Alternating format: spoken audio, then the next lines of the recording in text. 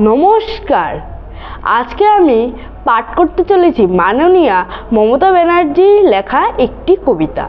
কবিতার নাম সম্মান। অঙ্কন কঙ্কন রুঙ্কন, বাড়িওয়ালার বেশি ওজন।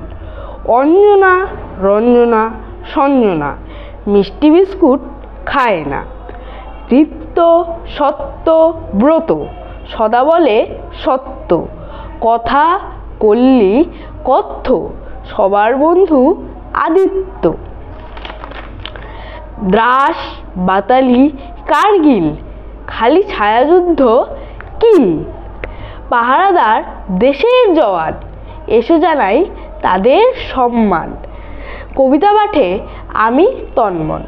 নমস্কার। প্লিজ আমাদের চ্যানেলটা সাবস্ক্রাইব করে দিন। বেশি বেশি করে লাইক এবং শেয়ার করতেই হবে।